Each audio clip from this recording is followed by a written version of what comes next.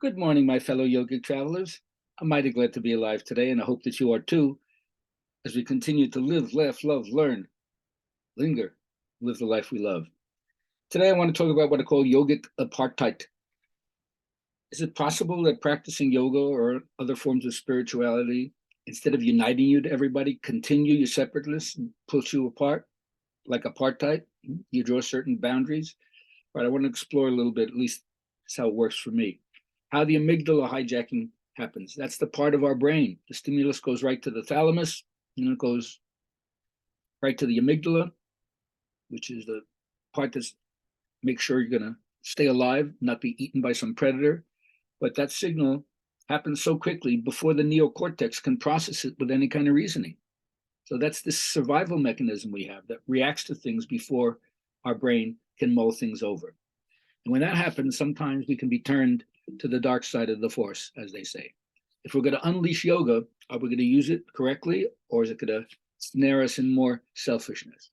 Well, the first thing I've learned is that if you're in the city, how do you find health when aspects of yoga, especially meditation, are saying it's in silence where you're going to find a quieting? How do you do that in the city? Well, the first thing is you got to welcome yourself to the fireside.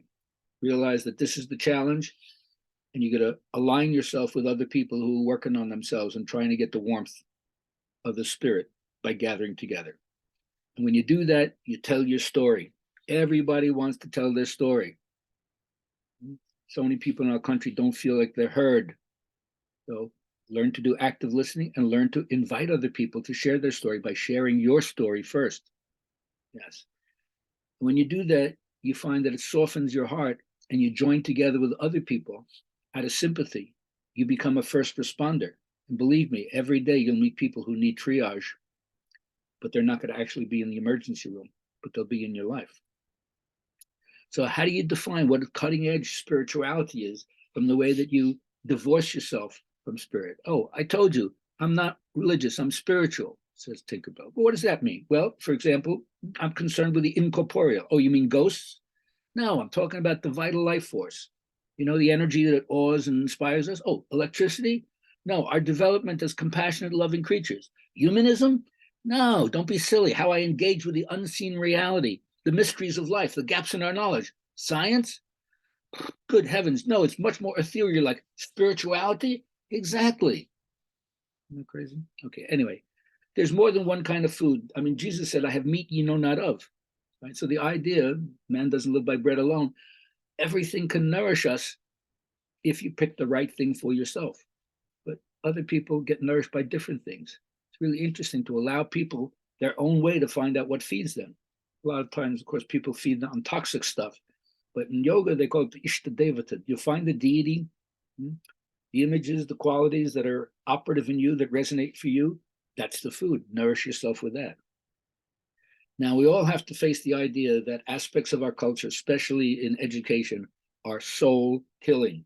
We don't need no education. We don't need no thought control. No dark sarcasm in the classroom. Teachers, leave them kids alone. Hey, teachers, leave them kids alone. All in all, you're just another brick in the wall.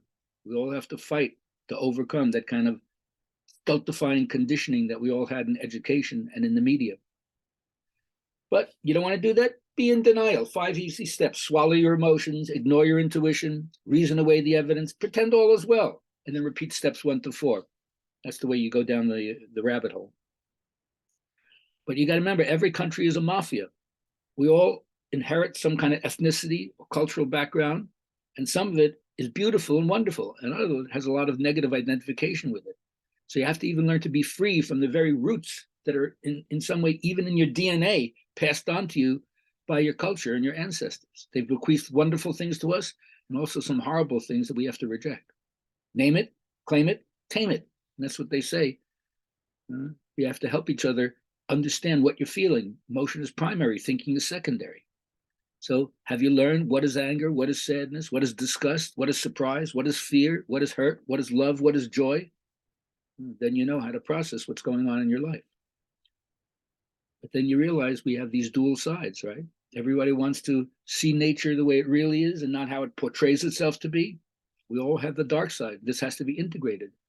You can't just sanitize everything with yoga. You'll stuff the other stuff away and never deal with it because you think it's not important. Unfortunately, yoga gives the idea that the ego isn't real to begin with. So why delve into it? It's not meaningless, but it's pointless. You can always continue. Stay with a Freudian therapist and go 5 times a week for 50 years. Not going to do it. So each is unique in their own way. You have to find out, how are you unique? How are you different than other people?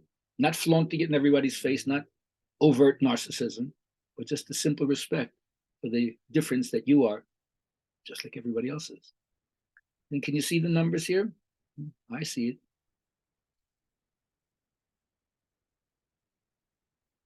You're not normal if you do, huh? Well, I see some numbers. Do you? You have to stare at it a little bit longer and shift your vision. Everybody's gifted. What it means is nobody's here to live a normal life. Yeah, only poor people are weird. Rich people are eccentric. So once you realize we're all rich, we're all joy billionaires inside, if we could tap into that energy, then you realize how amazing you are, how amazing life is, how blessed you are, even though there's some horrific things happening in life. Is there another perspective that overrides that? Yogis would say, certainly there is. And so you're tested, always tested to see what you're made of, what do you got inside. Life will provide the test, don't you worry. So realize deeply that the present moment is all you ever have. Make the now the primary focus of your life. And so I hope that when you hear this, you're really tuned to it. But then when you finish this tape, you're totally involved in the here and now, eyes fully open, and back to that radical amazement that you had when you were a child. And if you do that, you will know how to be a good sailor. And smooth waters don't make a good sailor. But if you practice this, you will not be assailed and blown off course. You'll find a way to navigate through the storm. I hope that's the gift that you get from this and you can give to other people by your presence.